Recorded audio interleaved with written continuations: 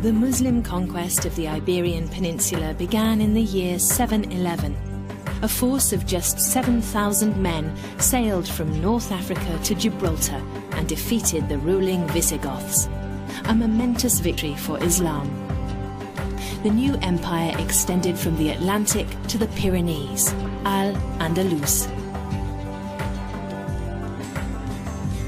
For a long time its capital was Cordoba, but Islamic Andalusia was divided up into small realms in the 11th and 12th centuries.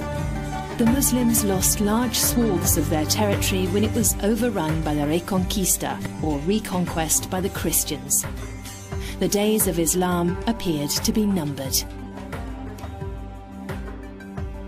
That is, until Muhammad ibn Nasr succeeded in consolidating forces in the midst of the chaos.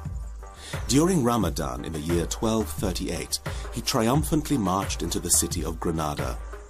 As Muhammad I, he declared himself the first Sultan of the Emirate.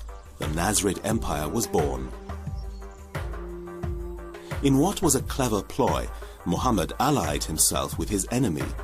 Granada became the vassal state of Ferdinand III, the Christian king of Castile. But Muhammad ibn Nasr became the founder of a dynasty. The Nasrids would govern the new emirate for 2.5 centuries. For strategic reasons, the establishment of the kingdom had to be followed up by the construction of a new fortress. Alhambra means the red one in Arabic. Arab sources dating as far back as the 9th century contain mention of a red castle in reference to the colour of its brick-earth walls. Muhammad erected the Alcazaba, or citadel, on the foundations of its defensive walls. The ground plan is a simple triangular shape. Over the course of 200 years, the site grew into a huge compound, harmoniously embedded in its surroundings between the foothills of the Sierra Nevada and the Darro and Genil rivers. The Alhambra citadel, crowning glory of the royal court, with its white battlements, its sky-high towers and soaring palaces that bedazzle the eyes and cast the senses into a state of amazement. There is not one spot here that is without green courtyards, without gardens with fruits and flowers. Lines penned by the famous Ibn al-Khatib, poet to the Nasrid court. The Alhambra is at once a castle, a sultan's palace, and a city. Everything is secured by the external fortress ring with its towers. The palace guard and the soldiers lived within the walls in small houses. Crenels, winding battlement walkways and towers, the citadel was well fortified. But in actual fact, the stability of the Nasrid Empire was more to do with cunning diplomacy, a perpetual balancing act between conquest and forging pact.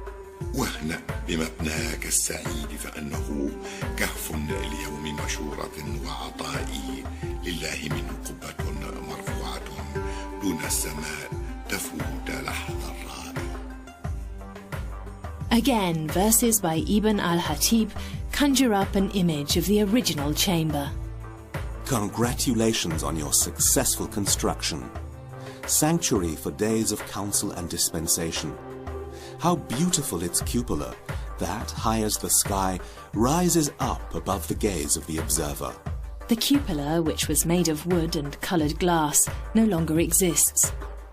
But the ceiling of the Mirador de Lindaraja in the Palace of the Lions provides an impression of its former beauty. Most striking here are the hall's decorative elements, the pillars, the wood panelling. Everything is brightly coloured. Only the pillars, fountains and floor coverings are original. The vibrant colours of the plasterwork were applied during the course of the 19th century. They nevertheless provide a good impression of how the interior space of the Alhambra may have looked. The wall decorations were multicoloured, primarily black, red and blue.